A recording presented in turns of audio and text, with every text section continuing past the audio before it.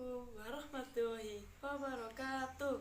Perkenalkan, nama saya Dwi Cahya Agus Ningrum, NIM 1986206011. Video ini saya buat untuk memenuhi tugas mata kuliah pembelajaran terpadu dengan dosen pengampu Ibu Galuh Kartika Dewi, SPD MPD.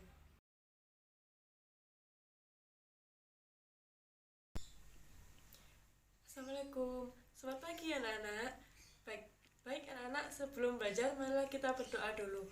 Ayo ketua kelas untuk memimpin berdoa.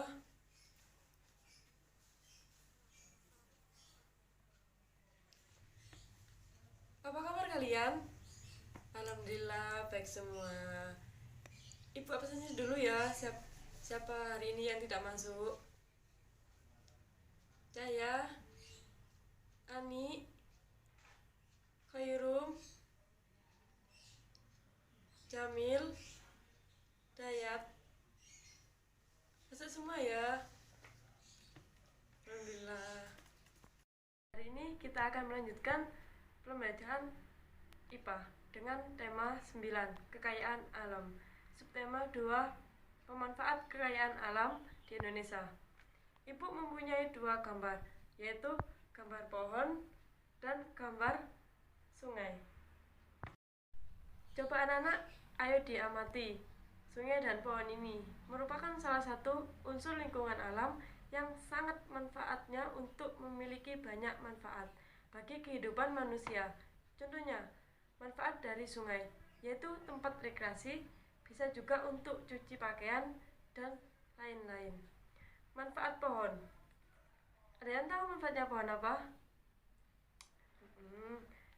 Manfaat pohon yaitu memberikan oksigen dan melindungi kita dari panas matahari, serta mengurangi pencemaran udara.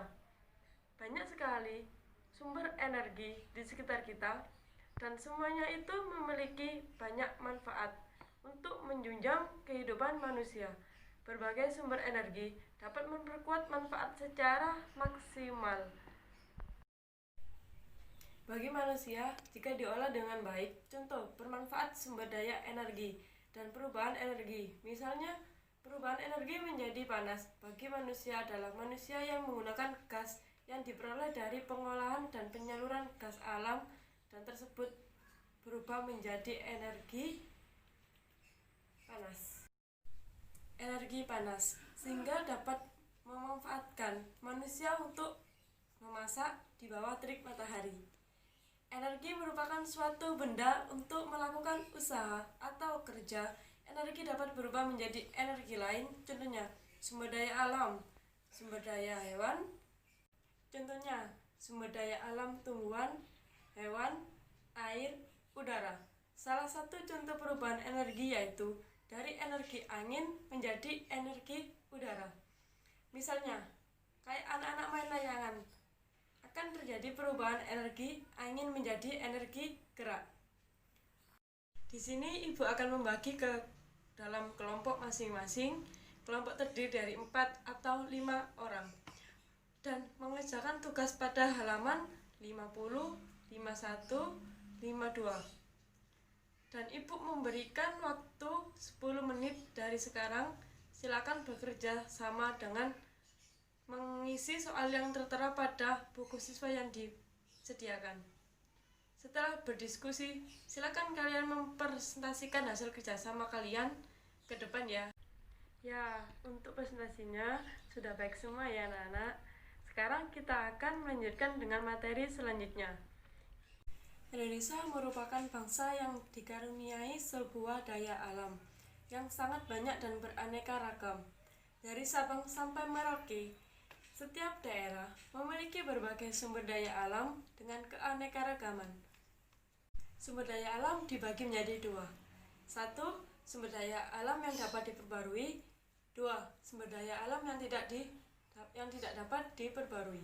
Sumber daya alam yang dapat diperbarui contohnya yaitu hewan, tumbuhan, angin, udara, dan sinar matahari. Sedangkan sumber daya yang tidak dapat diperbarui yaitu logam, besi, batu, marmer.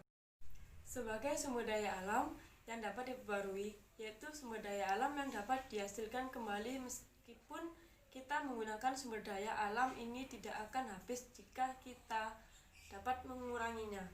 Misalnya, hasil pertanian, hasil perkebunan, hasil peternakan, dan hasil apalagi anak-anak? Ya, hasil perikanan. Merupakan contoh dari sumber daya alam yang dapat kita perbarui, sedangkan sumber daya alam yang tidak dapat diperbarui merupakan sumber daya alam yang tidak dapat dihasilkan lagi setelah kita menggunakan sumber daya alam tersebut. Misalnya, minyak bumi, batu bara, gas, dan barang-barang tambang lainnya merupakan contoh sumber daya alam yang tidak dapat diperbarui. Oleh karena itu, kita harus memulainya dengan sangat baik. Jadi, anak-anak, kita sudah belajar tentang pemanfaat sumber daya alam dan berbagai jenis perubahan energi dan apalagi sumber energi yang ada di sekitar kita. Kita dapat mengetahui pemanfaatnya. Kita dapat mengetahui pemanfaat sumber daya alam dengan melakukan wawancara pada orang yang ada di sekitar kita. Jadi, Ibu akan memberikan tugas untuk mengerjakan dan mengumpulkan di minggu depan. Tugasnya yaitu kalian melakukan wawancara kepada orang-orang yang ada di sekitar kalian. Tentu, pertanyaan yang harus kalian tanyakan kepada narasumber tersebut atau orang-orang yang berada di sekitar kalian. Pertanyaan itu ada pada halaman 58. Di situ ada contoh pertanyaan yang dianjurkan untuk melakukan wawancara. Jadi tugasnya dikumpulkan pada minggu depan ya anak-anak. Jadi kesimpulan pelajaran hari ini, kita harus memanfaatkan sumber daya alam dengan baik supaya tidak salah dalam mengonsumsi atau mengolahnya. Sekian pembacaan kita hari ini dan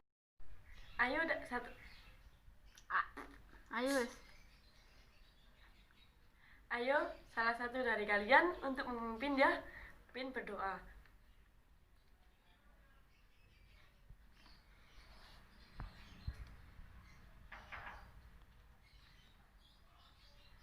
Minggu depan jangan lupa mengerjakan tugas yang telah diberikan hari ini ya anak-anak. Yaudah, assalamualaikum.